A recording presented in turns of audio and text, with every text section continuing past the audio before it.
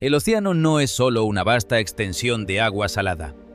Es un cementerio de secretos, un archivo líquido donde el tiempo parece detenerse bajo el peso de las corrientes abisales. A veces, las historias que el mar intenta devorar se filtran de regreso a nuestro mundo, no a través de restos de naufragios o botellas con mensajes olvidados, sino a través de los ojos de quienes menos lo esperamos. En la ciudad de Boston, donde el aroma del salitre se mezcla con la modernidad de los rascacielos, comenzó una historia que desafía todas las leyes de la física y la memoria biológica. Una historia que nos obliga a preguntarnos si el alma es capaz de navegar a través de los siglos para reclamar una verdad que le fue arrebatada en medio de la nada. Todo comenzó en una tarde teñida por una neblina densa, de esas que parecen borrar los límites entre el cielo y el mar. Julian, un niño de apenas 6 años, caminaba junto a sus padres por uno de los antiguos muelles de madera que se adentran en las gélidas aguas del Atlántico. Para cualquier niño de su edad, el puerto es un lugar de asombro, de barcos gigantes y gritos de gaviotas. Pero para Julian, al detenerse al borde del muelle, el mundo cambió de frecuencia. El niño se quedó paralizado, con la mirada fija en el agua turbia que golpeaba rítmicamente los pilares de madera. Sus padres, Arthur y Elizabeth, notaron de inmediato que algo andaba mal. No era el silencio contemplativo de un niño curioso. Era la rigidez del terror puro. De repente, la calma se rompió. Julian cayó de rodillas, con las manos apretadas contra sus sienes, y comenzó a gritar con una desesperación que no pertenecía a un infante de su tiempo. Sus gritos no eran llantos caprichosos, eran alaridos de agonía. Entre sollozos y espasmos, comenzó a articular palabras que helaron la sangre de sus padres. Gritaba que los espíritus blancos estaban escapando de las entrañas del barco, que salían furiosos de los barriles y que el aire estaba ardiendo. «¡Papá está tirando los libros a la balsa!», gritaba con el rostro desencajado. «¡Corran, porque el aire quema aunque no haya fuego!». El niño describía una escena de caos absoluto, una evacuación frenética bajo un cielo que, según sus palabras, estaba siendo observado por un gigantesco ojo rojo que emergía de las profundidades. Una presencia antigua y malévola que reclamaba sus vidas. En ese momento, Arthur y Elizabeth sintieron que el suelo se abría bajo sus pies. ¿Cómo podía su hijo, criado en la seguridad de un hogar suburbano, hablar de barcos, de libros de bitácora y de vapores invisibles? Pero lo más inquietante estaba por venir. Entre espasmos de llanto, Julian miró a su madre y con una voz que sonaba extrañamente madura y cargada de una tristeza infinita, afirmó que su nombre no era Julian. Dijo que en noviembre de 1872 ella era Sophia Briggs, la hija de 2 años del capitán Benjamin Briggs. Hablaba de su madre, Sarah, de su muñeca de porcelana y de la sensación del movimiento del barco bajo sus pies.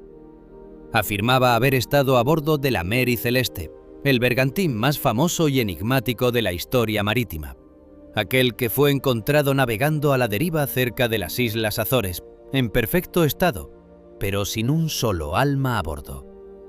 Para comprender el impacto de estas palabras, debemos sumergirnos en la penumbra de la historia.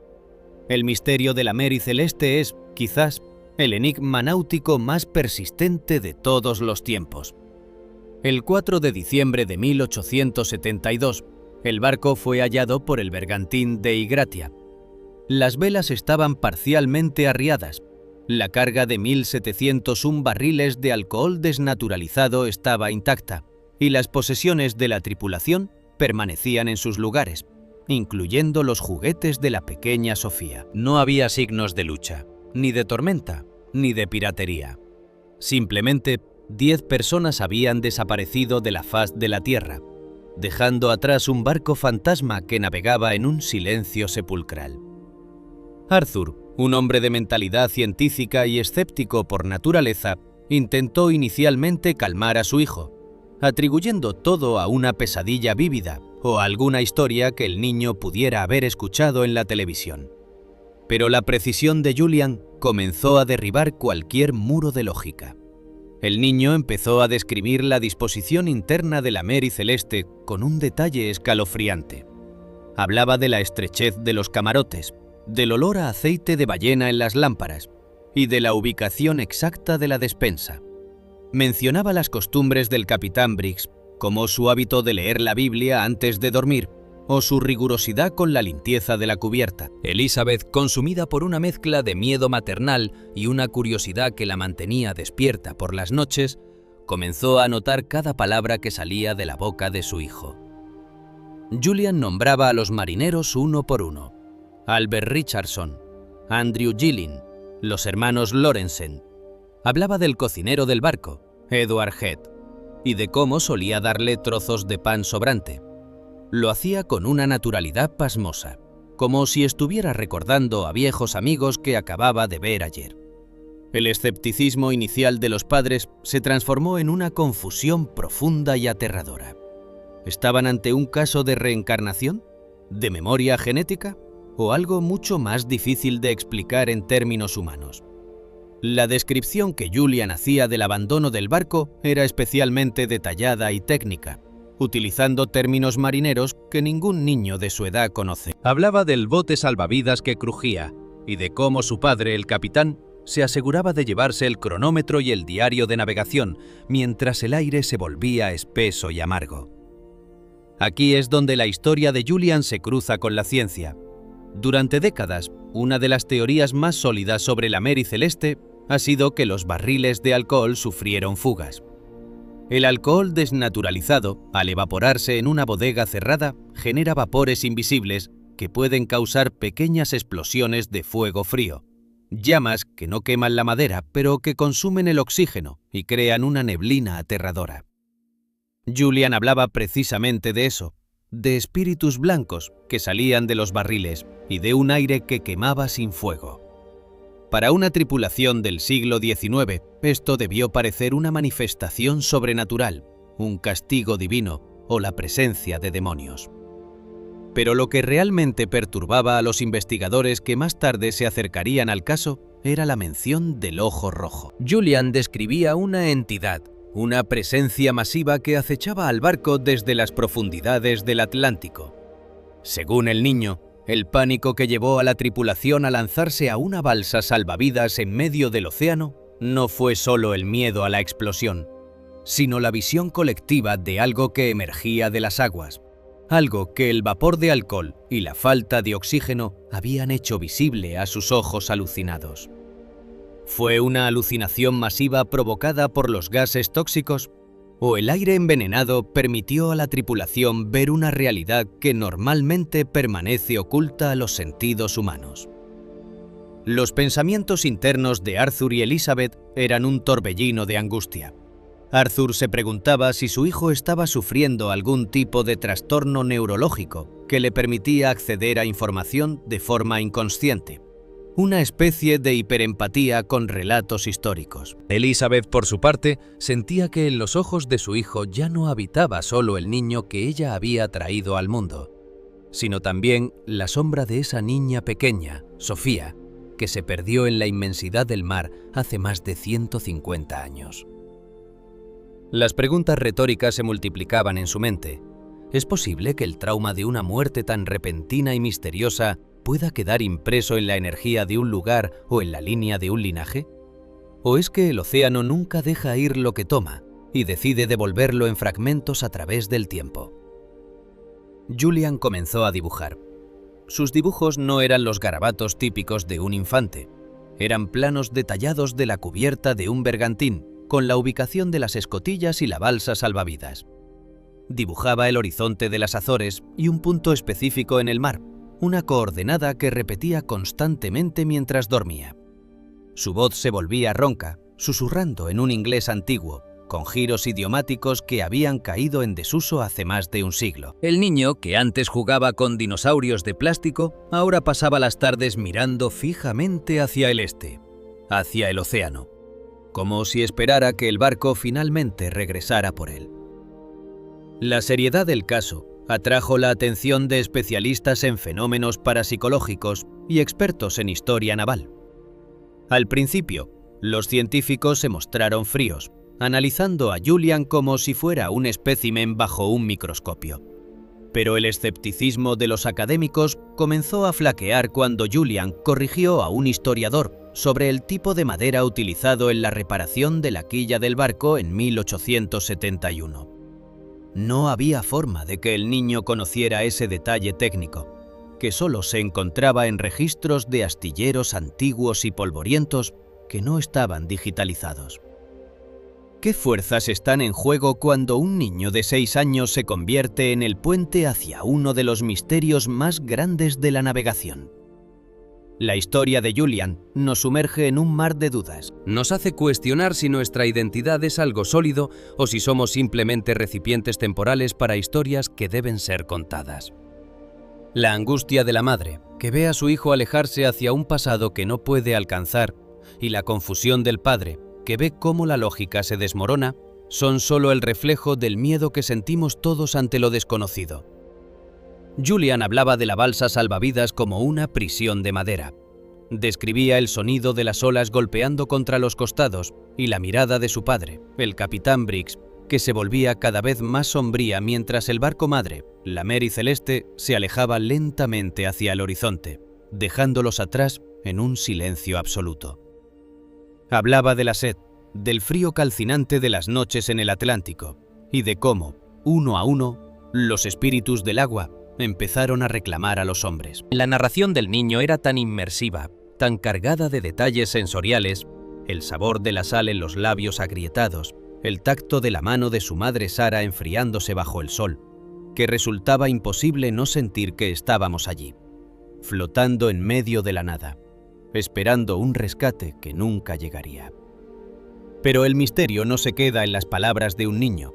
Lo que hace que esta historia sea verdaderamente aterradora es lo que sucedió cuando los investigadores decidieron tomar las coordenadas que Julian mencionaba en sus estados de trance.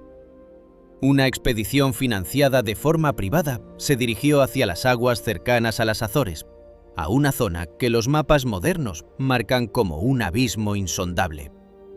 Armados con tecnología de sonar de última generación y vehículos sumergibles controlados a distancia, se sumergieron en la oscuridad total del lecho marino, siguiendo las indicaciones de un niño que afirmaba haber muerto allí. Lo que encontraron en esas profundidades desafía toda explicación y nos obliga a reconsiderar lo que creemos saber sobre la realidad y el tiempo.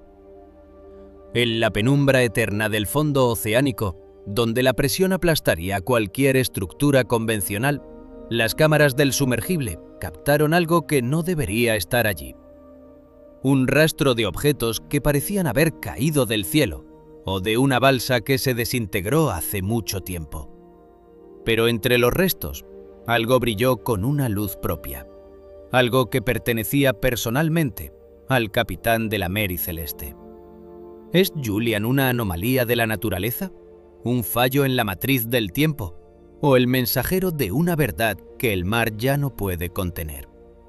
Su mirada seria y fría, cuando habla del océano, nos recuerda que hay fronteras que no deberíamos cruzar y secretos que, tal vez, deberían permanecer sumergidos. Sin embargo, la curiosidad humana es tan vasta como el mar mismo, y no descansaremos hasta entender qué fue lo que realmente ocurrió en esos días finales de noviembre de 1872.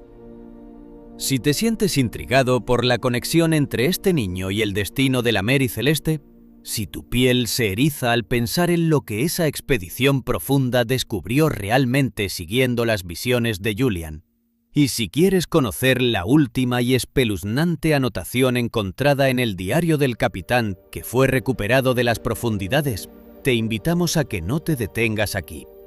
Esta historia es solo el comienzo de un descenso hacia una verdad que podría cambiar para siempre nuestra percepción de la memoria y el alma. El misterio de la Mary Celeste está a punto de ser revelado de la manera más inesperada.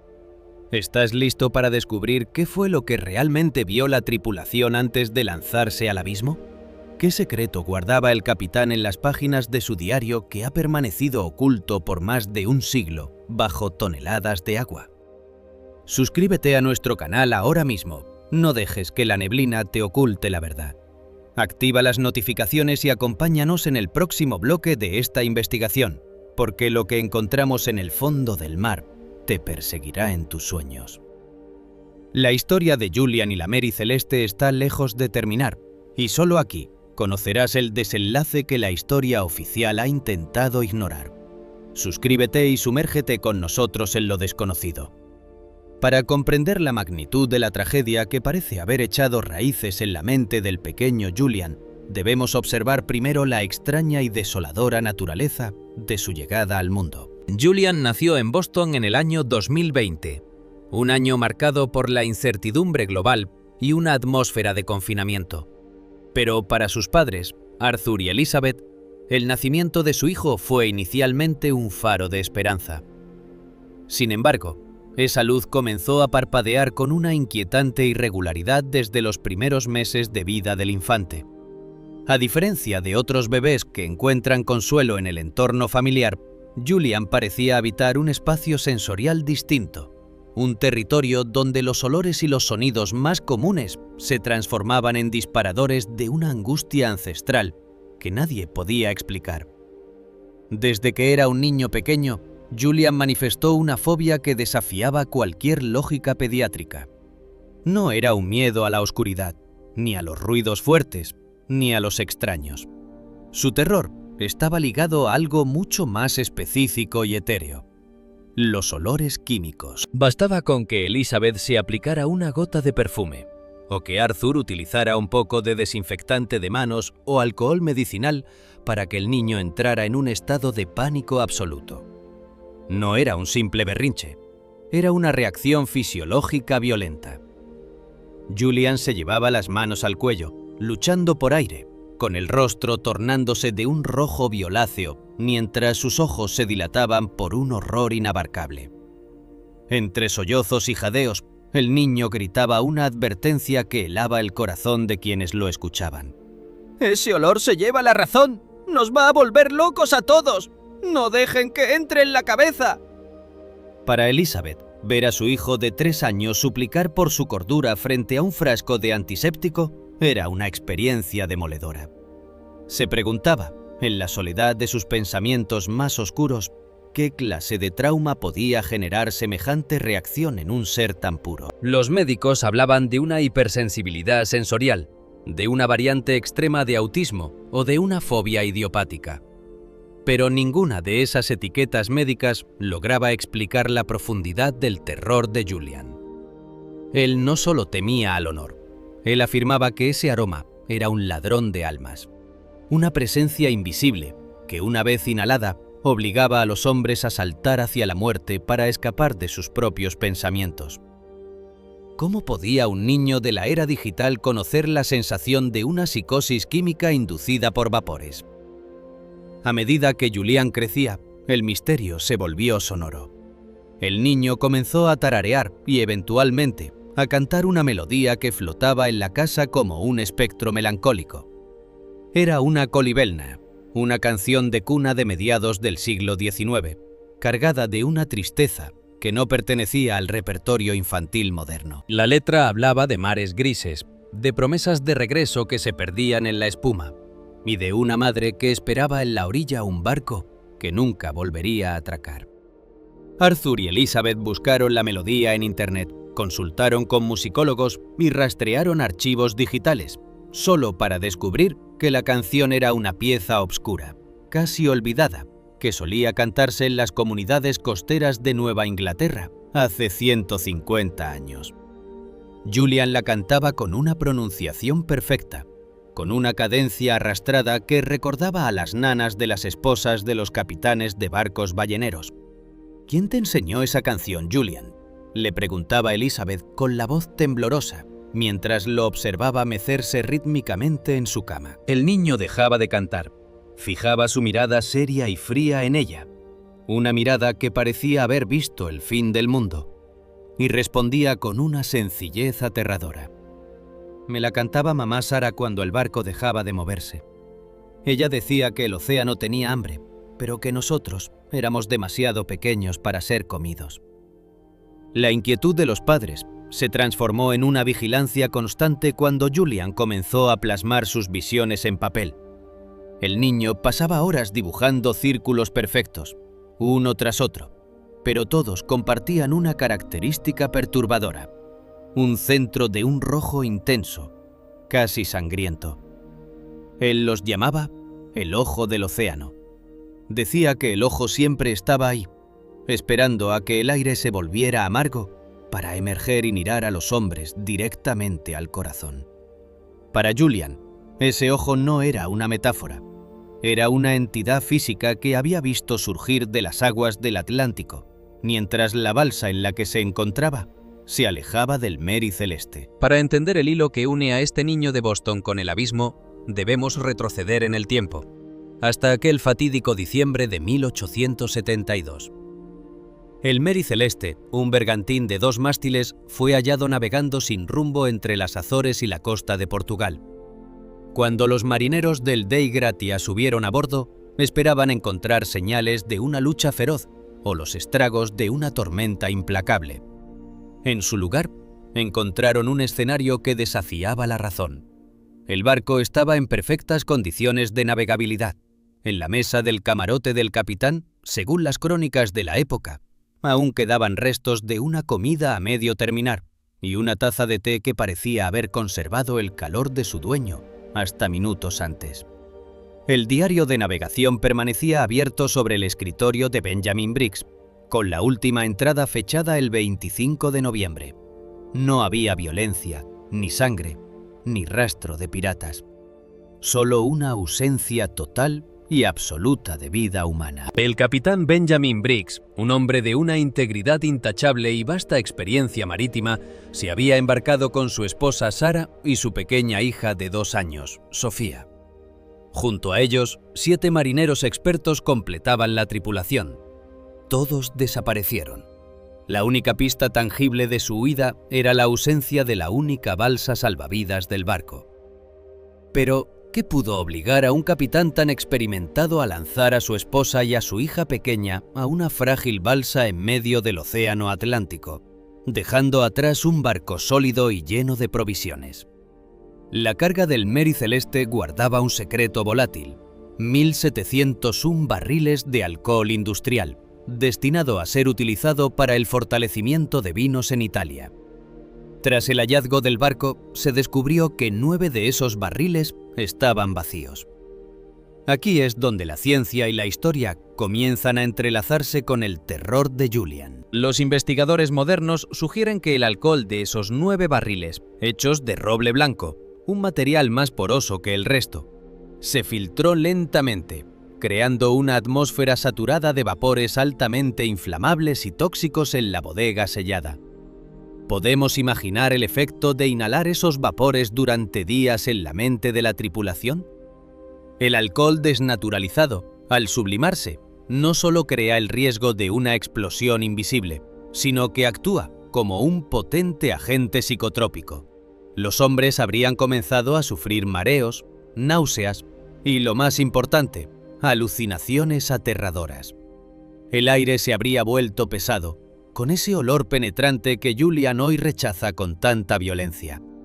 En la mente distorsionada de Briggs y sus hombres, el siseo de los vapores escapando de los barriles pudo haber sonado como el rugido de una bestia, o como esos espíritus blancos que Julian menciona en sus estados de trance. Elizabeth recordaba el día en que Julian, mirando uno de sus dibujos del ojo rojo, le explicó por qué se habían ido. «El olor nos rogó los ojos de adentro», dijo el niño con una frialdad clínica. Papá Benjamin decía que el barco estaba maldito, que el alcohol se estaba convirtiendo en humo de fantasmas. Él no quería que el fuego nos tocara, pero el fuego no estaba en las tablas, estaba en nuestras cabezas. Esta frase coincide de manera asombrosa con la teoría del fuego frío del alcohol, que puede generar una llamarada azulada casi invisible, pero aterradora, capaz de inducir un pánico ciego en cualquier marino, por experimentado que sea. La confusión del padre de Julian, Arthur, se tornaba en una mezcla de escepticismo y un miedo creciente. Como hombre moderno, Buscaba explicaciones en la psicología infantil. Quizás Julian había leído un libro. Quizás había visto un documental. Pero, ¿cómo explicar la canción de cuna? ¿Cómo explicar el conocimiento detallado de la jerarquía a bordo de la Mary Celeste? El niño hablaba de las tensiones entre los marineros alemanes y el cocinero Edward Head con una precisión que solo se encuentra en las cartas privadas que Sarah Briggs envió antes de zarpar. Cartas que no son de acceso público. La mirada de Julian cuando habla de su madre Sarah es de una melancolía que ningún niño de 6 años debería ser capaz de fingir.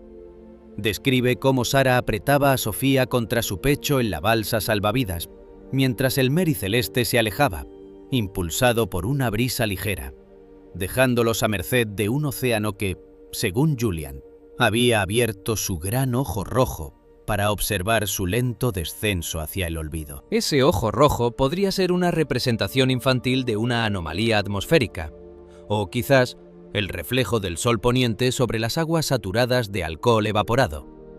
Pero en la voz de Julian suena algo mucho más antiguo y malévolo. Los científicos que comenzaron a estudiar el caso de Julian se enfrentaban a un dilema ético y profesional. ¿Era el niño un prodigio de la memoria asociativa o un puente hacia una realidad que la ciencia aún no se atreve a cartografiar? El escepticismo inicial de los investigadores se desmoronaba cada vez que Julian proporcionaba un dato verificado por la historia, pero desconocido por el público general. Por ejemplo, el hecho de que el capitán Briggs hubiera llevado a bordo un armonio para que su esposa tocara música durante la travesía. Julian describía el sonido de los pedales del armonio y cómo el olor a alcohol eventualmente se infiltró incluso en la madera del instrumento, haciendo que las notas sonaran, según él, como gritos ahogados. La historia de la Mary Celeste ha sido contada 1000 veces, pero nunca a través de los ojos de una niña de 2 años que, según parece, ha vuelto para terminar el relato. La desaparición de la tripulación dejó un vacío en la historia naval que ha sido llenado con leyendas de calamares gigantes, motines y piratas. Pero la versión de Julian es mucho más íntima y aterradora. Es la historia de una familia que huyó de un enemigo invisible, solo para encontrarse cara a cara con la inmensidad implacable del mar. ¿Qué pensamientos pasaban por la mente del capitán Briggs cuando dio la orden de abandonar el barco? ¿Vio él también ese ojo rojo en el horizonte? ¿O fue una alucinación final provocada por los vapores químicos que habían robado su razón? Los diálogos implícitos que Julian reproduce sugieren una desesperación silenciosa. El niño recuerda el sonido del hacha cortando la amarra que unía la balsa al bergantín, un error fatal que selló su destino. «Papá no quería soltarnos», dice Julian, pero el barco empezó a gemir y él tuvo miedo de que estallara como una estrella. La cuerda se rompió y nos quedamos solos con el ojo. Este bloque de la historia nos deja en el umbral de un descubrimiento que podría cambiarlo todo. Si Julian es realmente la reencarnación de Sofía Briggs, o si posee una conexión psíquica con los eventos de 1872, entonces las coordenadas que ha estado dibujando febrilmente en los márgenes de sus cuadernos no son garabatos, sino un mapa hacia el lugar donde el misterio finalmente se encuentra con la realidad. ¿Qué yace en el fondo del mar cerca de las Azores? ¿Qué encontró la expedición que se atrevió a seguir el rastro de un niño de 6 años? La ciencia está a punto de enfrentarse a un hallazgo que desafía la lógica de los siglos. Mientras Julian continúa cantando su Calibelna en el silencio de su habitación en Boston, a miles de kilómetros de distancia, un sumergible está descendiendo hacia una oscuridad que no ha sido tocada por la luz en más de un siglo. Lo que allí abajo espera no es solo madera podrida y metal oxidado, sino la prueba de que el tiempo es un círculo y que el océano, a veces, permite que sus víctimas alcen la voz una última vez. Si deseas conocer qué fue exactamente lo que la expedición encontró en el lecho marino, siguiendo las visiones de este niño, ¿Y cuál es el contenido de esa última anotación en el diario del capitán que fue recuperado contra todo pronóstico? Te invitamos a que te mantengas unido a nuestra búsqueda. No dejes que esta historia se pierda de nuevo entre la niebla del olvido. Suscríbete a nuestro canal ahora mismo, activa las notificaciones y sé testigo del momento en que el pasado y el presente chocan en una revelación que te dejará sin aliento. Estamos a punto de descifrar el destino final de la Mary Celeste, y solo aquí conocerás la verdad que el mar intentó ocultar para siempre. Suscríbete y no permitas que el misterio se cierre antes de que escuches el final.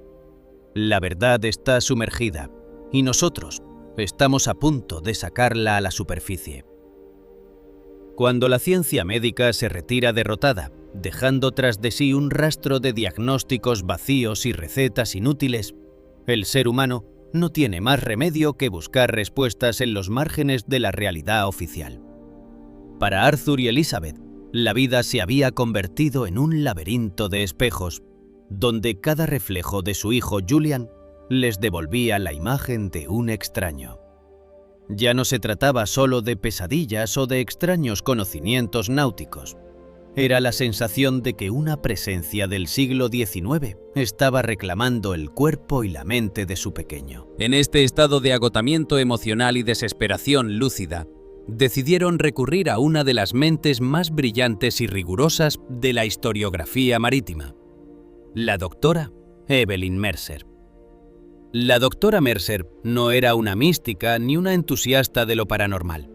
Era una mujer forjada en el acero de la academia, una experta en la marina mercante de la era victoriana, que había pasado décadas rastreando archivos navales, manifiestos de carga y diarios de navegación.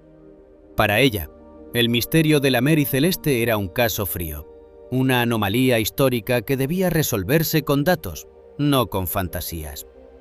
Recibió a la familia en su estudio, un lugar que parecía suspendido en el tiempo, donde las maquetas de barcos y los sextantes de latón brillaban bajo una luz tenue. Su escepticismo era palpable, una barrera profesional diseñada para proteger la integridad de su disciplina. Sin embargo, al observar la mirada de Julian, esa mirada profunda, cargada de una madurez antinatural, algo en su instinto de investigadora comenzó a vibrar con una frecuencia inusitada. La doctora Mercer diseñó un experimento de una precisión psicológica abrumadora. Si Julian era realmente el recipiente de la memoria de la pequeña Sophia Briggs, debía ser capaz de reconocer objetos que pertenecieran a su esfera más íntima, lejos de los datos técnicos que un niño superdotado podría haber memorizado de algún libro. Sobre una mesa de terciopelo oscuro, Evelyn dispuso 30 muñecas antiguas, todas ellas piezas auténticas de la época victoriana. Había muñecas de porcelana fina con vestidos de seda, muñecas de trapo cosidas a mano y figuras de cera de una manufactura exquisita. Era una muestra representativa de la juguetería de 1870, un catálogo de recuerdos de una infancia enterrada. Julian entró en la habitación con paso lento. Su madre, Elizabeth, contenía el aliento, sintiendo cómo el corazón le golpeaba las costillas. Arthur, por su parte, observaba con los ojos entrecerrados, buscando cualquier señal de sugestión.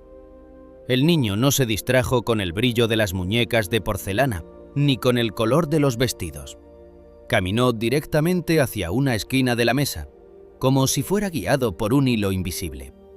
Sus dedos pequeños y temblorosos se cerraron sobre una muñeca de madera modesta, casi rústica, cuyo rostro estaba desgastado por el tiempo y cuyo brazo izquierdo estaba roto, dejando ver la espiga de madera donde una vez estuvo la articulación. El silencio en el estudio fue absoluto, roto solo por el susurro de Julian al apretar la muñeca contra su pecho. «Clara», dijo en un murmullo que pareció viajar desde el fondo de un abismo. «Te encontré de nuevo». La doctora Mercer sintió un escalofrío que no pudo disimular. Pero fue lo que Julian añadió a continuación lo que realmente hizo que la lógica académica de la historiadora se tambaleara. El niño, mirando con una tristeza infinita el brazo roto de la muñeca, explicó que el daño no fue accidental. Afirmó que el matro Albert Richardson la había golpeado sin querer con una de las pesadas cajas de provisiones mientras ayudaba al capitán a asegurar la carga en la bodega, antes de que el aire se volviera malo. Este detalle era demoledor. En los registros históricos, Albert Richardson figuraba efectivamente como el primer oficial y hombre de confianza del capitán Briggs. ¿Cómo podía un niño de 6 años asociar un nombre tan específico a un incidente tan doméstico y nimio, ocurrido supuestamente en la cubierta de un bergantín hace 153 años? La doctora Mercer, luchando por mantener su compostura, decidió elevar el nivel de la prueba. Si la memoria de Julian era real, debía ir más allá de los juguetes.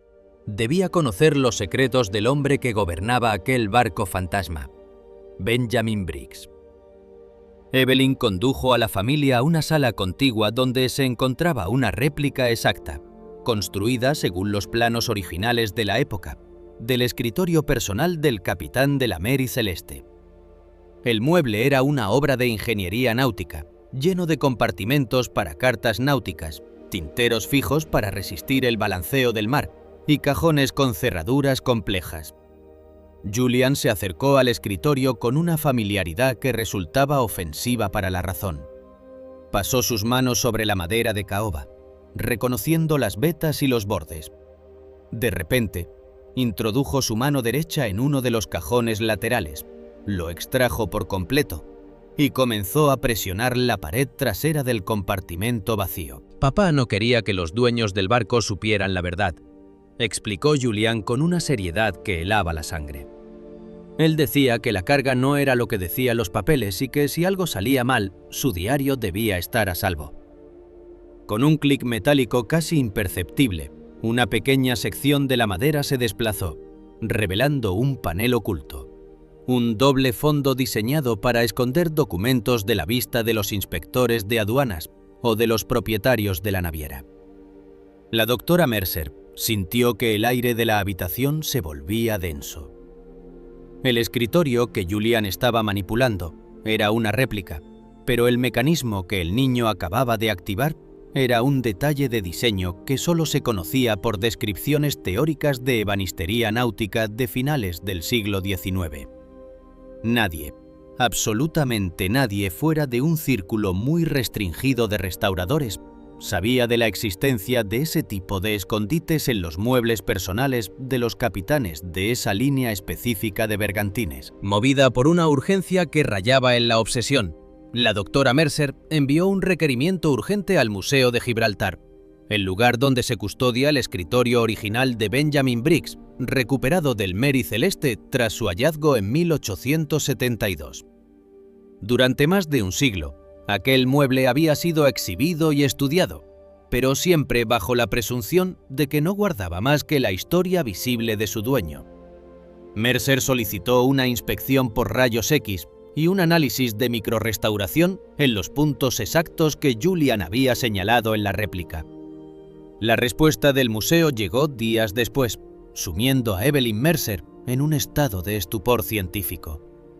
Los restauradores de Gibraltar, siguiendo las instrucciones detalladas enviadas desde Boston, habían descubierto efectivamente un compartimento secreto detrás del cajón de las cartas náuticas.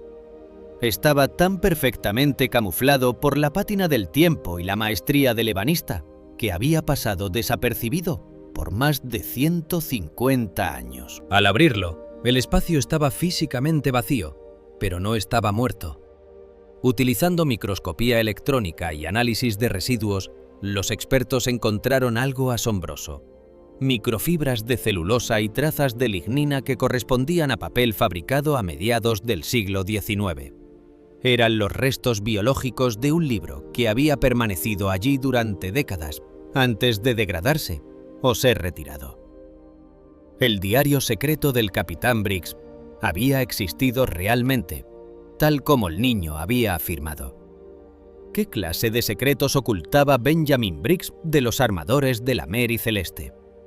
¿Qué contenían esos papeles de carga que Julian mencionaba con tanto miedo?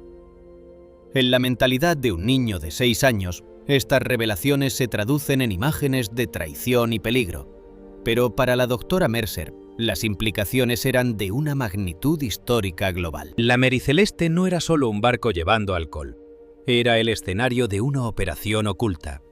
Un transporte de algo que Briggs necesitaba documentar en privado para proteger su honor y el de su familia. Arthur y Elizabeth observaban el desarrollo de estos acontecimientos con una mezcla de orgullo y terror sagrado. Su hijo ya no era solo su hijo, era un portal. Elizabeth se preguntaba, mientras acariciaba el cabello de Julian, cuántas capas de dolor y secreto podían caber en un alma tan pequeña. Arthur, por su parte, empezaba a comprender que la lógica por la cual él había regido su vida era insuficiente para explicar el universo. Los diálogos internos de este padre escéptico se volvieron preguntas dirigidas al vacío. ¿Estamos condenados a repetir nuestras tragedias hasta que alguien las comprenda? ¿Es la memoria un hilo de Ariadna que nos permite regresar desde el fondo del océano? Julian, mientras tanto, parecía cada vez más distante del mundo moderno. Pasaba las tardes mirando la muñeca de madera, Clara, y murmurando sobre el ojo que se abre cuando el diario se cierra. Sus pensamientos eran una amalgama de la Boston de 2025 y la cubierta de un barco en 1872. Describía el sonido de la pluma de su padre rascando el papel en el silencio de la noche, mientras el olor a alcohol de la bodega empezaba a filtrarse por las juntas de la madera, transformando los sueños de la tripulación en visiones de fuego y muerte. La doctora Mercer, ahora convertida en una aliada fervorosa de la familia, comenzó a investigar las teorías sobre la carga. Si Briggs ocultaba algo sobre los 1.701 barriles de alcohol, ¿podría ser que el cargamento no fuera solo para fortificar vinos en Italia? ¿Había algo más? ¿Algún agente químico o biológico experimental que la marina mercante de la época estaba transportando bajo cuerda? Julian hablaba de vapores que hablan y de cómo su padre, al escribir en ese diario secreto, lloraba en silencio porque sabía que no había escapatoria del aire envenenado. Cada paso que daban en la investigación confirmaba que Julian no estaba inventando una historia. Estaba relatando una crónica de supervivencia fallida. El miedo de la madre de Julian, al ver a su hijo hablar con tanta autoridad sobre la muerte en el mar, era una herida abierta. La confusión del padre se había transformado en un respeto reverencial hacia el misterio. Los científicos e historiadores que inicialmente se burlaron del caso, ahora hacían cola para examinar los datos recopilados por Mercer.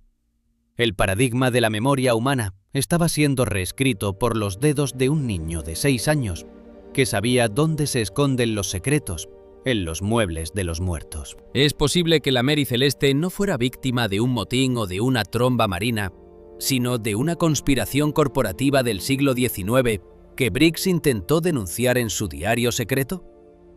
Julian afirmaba que las llaves del diario estaban con los peces y que solo si encontraban el lugar donde el capitán Briggs dio su último suspiro, podrían entender la magnitud de la traición. La mención de un ojo rojo cobraba un nuevo significado. No era un monstruo marino, sino quizás el reflejo de un fenómeno químico masivo, una ignición de vapores que convirtió el horizonte en un incendio circular antes de que el océano reclamara el silencio. Este bloque de la historia nos sitúa en el epicentro de un terremoto intelectual. Si la ubicación del compartimento secreto en el escritorio es real, entonces la ubicación de los restos de la balsa que Julian describe también debe serlo. Estamos a punto de seguir las coordenadas de un fantasma. Estamos a punto de descender a las profundidades de las Azores, donde la presión del agua guarda los últimos vestigios de la familia Briggs. ¿Qué encontrarán los robots submarinos al llegar al punto marcado por Julian? ¿Qué objeto, más allá de la imaginación humana, permanece allí abajo esperando ser identificado? La historia nos dice que el Mary Celeste fue encontrado vacío, Pero Julian nos dice que la historia está incompleta. El verdadero final del Capitán Briggs y su familia no ocurrió en la cubierta de su barco, sino en el abismo, y la prueba final está a punto de ser extraída de las profundidades. Si quieres ser testigo del momento en que la arqueología submarina confirma el relato de este niño, y si deseas conocer el contenido de la última grabación del sumergible antes de que algo inesperado cortara la señal, no puedes dar un paso atrás ahora. Suscríbete a nuestro canal de inmediato. Esta investigación está desafiando los límites de lo que consideramos posible, y solo aquellos que se atrevan a mirar en la oscuridad conocerán la verdad completa. No dejes que el secreto del Capitán Briggs vuelva a quedar oculto tras un panel de madera. Suscríbete ahora, activa las notificaciones y prepárate para el bloque más impactante de esta travesía. El océano está a punto de devolver lo que ha guardado por más de un siglo. ¿Estás listo para escucharlo? Suscríbete y descúbrelo con nosotros. Abril de 2026. El vasto y caprichoso Atlántico Norte, en las inmediaciones de las Islas Azores, se convirtió en el epicentro de una operación que desafiaba no solo las corrientes marinas, sino los límites de la cordura humana. Sobre la superficie, el buque oceanográfico Cronos cortaba las olas con su proa de acero, cargado con la tecnología de escaneo más avanzada del siglo XXI. Pero lo que guiaba esta misión de millones de dólares no eran los modelos matemáticos de deriva, ni los registros históricos oficiales que habían fallado durante más de un siglo. Lo que dirigía el sonar de barrido lateral eran las coordenadas susurradas por un niño de 6 años en una habitación de Boston. Un niño que afirmaba recordar el sabor de la sal y el miedo de una niña de 2 años llamada Sophia Briggs. La atmósfera a bordo del Cronos era de una tensión eléctrica, casi insoportable. El equipo de científicos, oceanógrafos y expertos en recuperación submarina se movía entre monitores de alta resolución con una mezcla de escepticismo profesional y una fascinación que se negaba a ser silenciada. ¿Cómo habían llegado a esto? ¿Cómo era posible que figuras académicas de renombre estuvieran apostando sus carreras siguiendo el rastro de una supuesta reencarnación? El director de la expedición, el Dr. Marcus Thorne, observaba las pantallas con los ojos enrojecidos por la falta de sueño.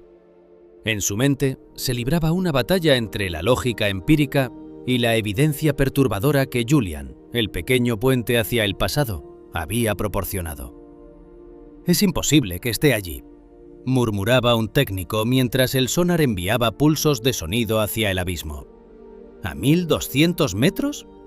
Nada sobrevive a esa presión, y menos una balsa de madera de hace 150 años. Pero la mirada del Dr. Thorne permanecía fija en el rastro térmico.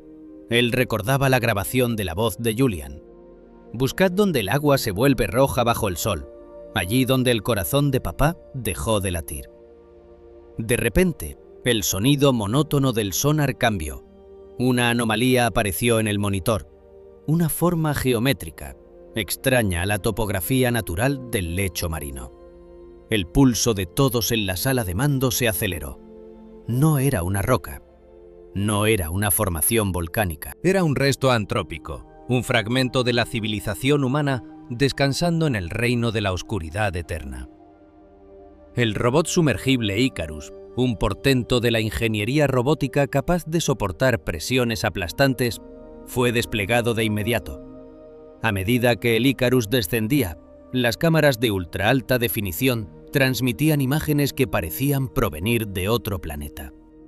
La luz de los potentes focos LED cortaba la penumbra líquida, revelando la nieve marina que caía lentamente hacia el fondo. Y allí, a 1200 metros de profundidad, en una llanura de limo grisáceo, los focos iluminaron una visión que detuvo el tiempo. Eran los restos de un barcaos de madera, una estructura que, contra todo pronóstico biológico, se conservaba en un estado fantasmal. Las dimensiones, el tipo de unión de los tablones y los restos de lo que parecía ser un mástil improvisado coincidían milimétricamente con la balsa salvavidas que faltaba en el Mary Celeste. El silencio en el buque Cronos era tan profundo como el del océano. Los científicos se miraban entre sí, incapaces de articular palabra. Julian tenía razón. Las coordenadas eran exactas. El miedo de la madre de Julian, Elizabeth, que seguía la expedición vía satélite desde su hogar, se transformó en una devoción sagrada. Su hijo no estaba loco. Su hijo era el testigo de una tragedia que el mar no había podido digerir. El padre, Arthur, sentía cómo su escepticismo se desmoronaba finalmente, dejando paso a una confusión existencial. Si el lugar era real, si la balsa estaba allí, ¿qué más de lo que Julian decía era cierto? El brazo hidráulico del robot comenzó a explorar los restos con una delicadeza casi reverencial. Entre las cuadernas podridas y el fango acumulado por los siglos, algo metálico devolvió el reflejo de las luces. Era una pequeña caja de latón, protegida por las bajas temperaturas y la falta de oxígeno del abismo. Tras una maniobra de recuperación que duró horas, la caja fue subida a la superficie y llevada de inmediato al laboratorio estéril del buque. La apertura de la caja fue un acto de exhumación histórica. En su interior, envuelta en un grueso y pesado kojug de plomo, un material utilizado en la época para proteger documentos sensibles de la humedad y el fuego, se encontraba una pequeña libreta de cuero negro. Era el diario personal del capitán Benjamin Briggs, el objeto que Julian había mencionado que su padre ocultaba con tanto celo.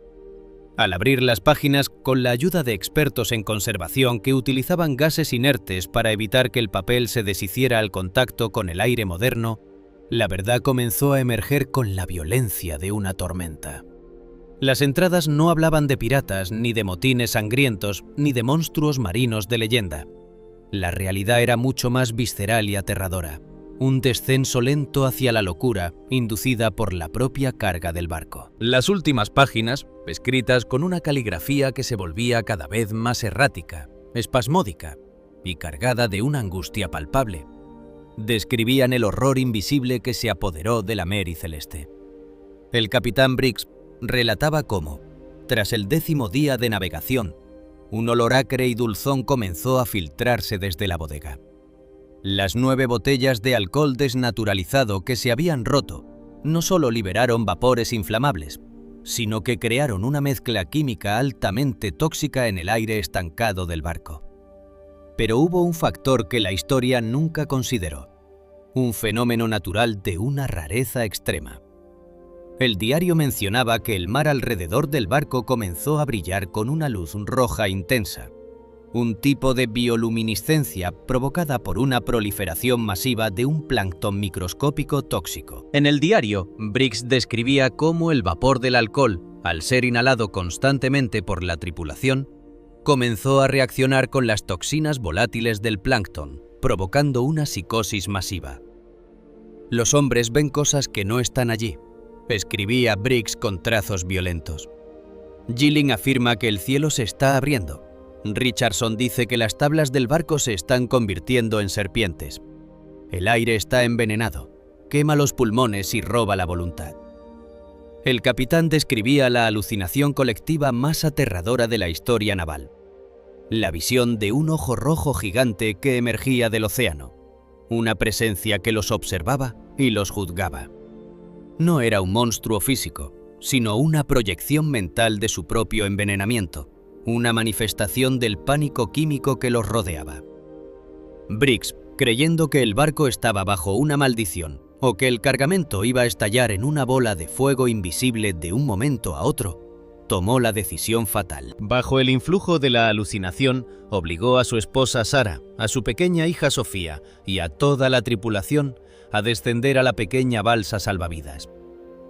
La última entrada del capitán es un testimonio desgarrador de la desintegración de la mente humana. Describe cómo el Mary Celeste se alejaba silenciosamente en la niebla, mientras ellos quedaban atrapados en una balsa que se hundía lentamente bajo el peso de 10 personas y la desesperación absoluta. Pero el detalle que hizo que los investigadores en el laboratorio se apartaran de la mesa con un escalofrío de terror fue la última página del diario. La letra de Briggs se cortaba abruptamente y debajo, con un trazo infantil, tembloroso, pero inconfundiblemente firme para la mano de una niña de 2 años que apenas estaba aprendiendo a sujetar un lápiz, aparecía una frase final. Era el eco exacto de lo que Julian había repetido en Boston. Una frase que cerraba el círculo de 1 siglo y medio de misterio. El ojo nos mira, papá se va al agua. ¿Cómo pudo una niña de 2 años, en medio de una balsa salvavidas perdida en el Atlántico, escribir esas palabras? ¿Fue un acto de posesión?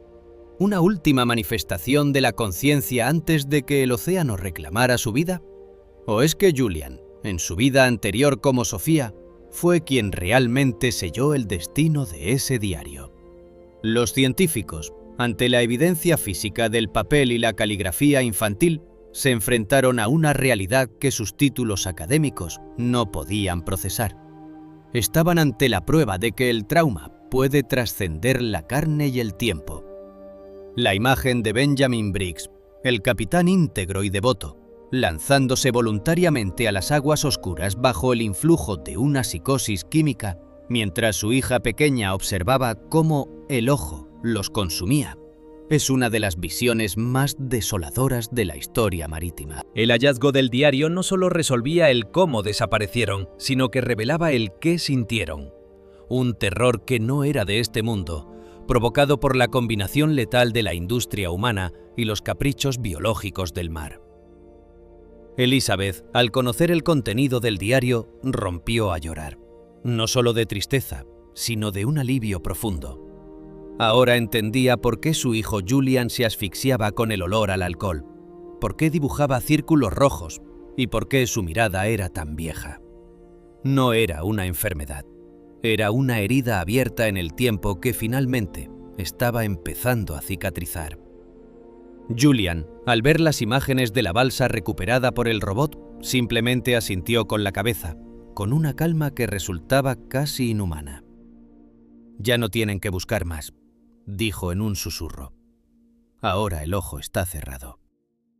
El impacto de este descubrimiento en la comunidad científica y en el público general es incalculable. La Mericeleste ha dejado de ser un cuento de fantasmas para convertirse en una advertencia sobre la fragilidad de la percepción humana y la persistencia del alma. Pero, ¿qué significa esto para nuestra comprensión de la muerte? Si Julian recuerda a Sofía, ¿quiénes somos nosotros y qué memorias llevamos ocultas en los pliegues de nuestro propio ADN, esperando a que un olor o un lugar las despierte? La expedición del Cronos ha regresado a puerto, pero el misterio ha dejado una huella indeleble en todos los involucrados. Lo que encontraron en el fondo del mar cerca de las Azores no fue solo madera y latón, fue la prueba de que el pasado no está muerto, ni siquiera está pasado. Está aquí, entre nosotros, susurrando a través de los labios de un niño de 6 años. Si quieres saber qué ocurrió cuando Julian fue llevado finalmente frente a los restos recuperados de la balsa, y qué fue lo último que dijo antes de que sus recuerdos de Sofía se desvanecieran para siempre, no puedes perderte el desenlace de esta historia. Hay un secreto final, una revelación que el capitán Briggs anotó en el reverso de la última página, y que solo aquellos con el valor de enfrentar la verdad absoluta podrán conocer. Suscríbete a nuestro canal ahora mismo, activa las notificaciones y forma parte de esta búsqueda inalcanzable de la verdad. No permitas que el océano vuelva a cubrir con su manto de olvido este descubrimiento que está cambiando la historia. Tu suscripción nos ayuda a seguir financiando la búsqueda de respuestas en los lugares más oscuros de nuestro mundo. Únete a nosotros, porque lo que viene a continuación te hará cuestionar todo lo que crees saber sobre la vida y la memoria. Suscríbete y prepárate para el bloque final de esta asombrosa travesía. El ojo del océano te está observando. ¿Te atreves a mirar de vuelta? Suscríbete ahora. Cuando la última pieza de un rompecabezas histórico finalmente encaja, no siempre se produce un estallido de júbilo o una fanfarria de trompetas. A veces, lo que sigue es un silencio pesado, casi sagrado, como si el universo mismo estuviera exhalando un suspiro de alivio tras haber mantenido la respiración durante más de un siglo. En la casa de la familia de Julian en Boston, ese silencio se instaló de una manera inefable. La tormenta de recuerdos, visiones y terrores que había azotado la mente del niño durante años pareció disiparse en el mismo instante en que la balsa salvavidas y la pequeña caja de latón del capitán Briggs fueron rescatadas de la presión eterna del abismo. Para Elizabeth, la madre que había pasado noches enteras acunando a un hijo que hablaba con la voz de un náufrago de 1872, la mañana siguiente a la conclusión de la expedición fue el comienzo de una nueva realidad. Al entrar en la habitación de Julian, no encontró al niño de mirada gélida y distante que solía dibujar círculos rojos con una obsesión maníaca. En su lugar, vio a un niño de 6 años durmiendo plácidamente, con el rostro relajado y las manos abiertas, libres de la tensión que solía encogerlas. Lo más asombroso, sin embargo, ocurrió durante el desayuno. Elizabeth, todavía habituada a la precaución extrema, derramó accidentalmente unas gotas de un tónico facial que contenía una pequeña cantidad de alcohol. En semanas anteriores, esto habría provocado en Julian un ataque de pánico inmediato, una sensación de asfixia y gritos sobre el aire que roba la razón. Pero aquel día, Julian ni siquiera levantó la vista de su tazón de cereales. El olor, que antes era un disparador de traumas atávicos, ahora era simplemente un olor. El miedo irracional, la fobia química que lo había torturado, se había evaporado como el vapor de alcohol en una bodega abierta. Julian ya no se asfixiaba. Finalmente, después de lo que parecían ser 2 vidas, podía respirar el aire del presente. Arthur, el padre, observaba a su hijo con una mezcla de gratitud infinita y un asombro que rozaba lo filosófico. El hombre de ciencia, el escéptico que buscaba explicaciones en la neurología, se enfrentaba ahora a la evidencia más difícil de procesar: la curación total a través de la resolución de un misterio histórico. Julian ya no dibujaba esos ojos rojos que acechaban desde el fondo del mar. De hecho, cuando Arthur le preguntó por sus antiguos dibujos, Julian lo miró con una curiosidad infantil y genuina, como si le estuvieran hablando de un sueño lejano y borroso. «Eran solo círculos, papá», respondió con una sencillez que resultaba casi dolorosa. «Pero ya no necesito dibujarlos, porque el sol ya no está atrapado ahí abajo». Es una experiencia inquietante presenciar cómo una personalidad se desvanece para dejar paso a otra. Los recuerdos de la Mary Celeste, los nombres de los marineros, los detalles técnicos del bergantín y las canciones de cuna victorianas comenzaron a borrarse de la memoria de Julian con una rapidez asombrosa. Era como si el alma de la pequeña Sophia Briggs hubiera cumplido su misión de contar la verdad, y al hacerlo, hubiera decidido retirarse finalmente hacia la luz, devolviéndole a Julian el derecho a su propia infancia. Hoy, Julian es un niño de primer grado perfectamente normal. Le entusiasman los deportes, juega con sus amigos y su mayor preocupación es el resultado de un partido de fútbol escolar. El puente hacia el pasado se ha cerrado y el niño que recordaba la muerte en el Atlántico ha sido reemplazado por un niño que abraza la vida en Boston. Sin embargo, mientras la paz regresa al hogar de los Julian, en los niveles más profundos de las instituciones académicas y los archivos gubernamentales, la batalla por la verdad acaba de comenzar. El diario del capitán Benjamin Briggs, recuperado del abismo en su estuche de plomo, se encuentra actualmente en un proceso de restauración ultrasecreto, en un laboratorio especializado.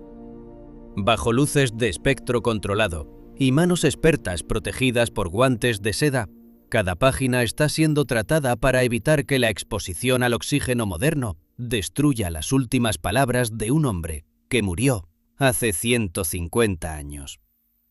El contenido completo del diario ha sido clasificado. Solo se han filtrado fragmentos, como ese estremecedor "El ojo nos mira, papá se va al agua", escrito con la letra de una niña. Pero, ¿por qué el secretismo? ¿Por qué no mostrar al mundo el testimonio final de la Mary Celeste?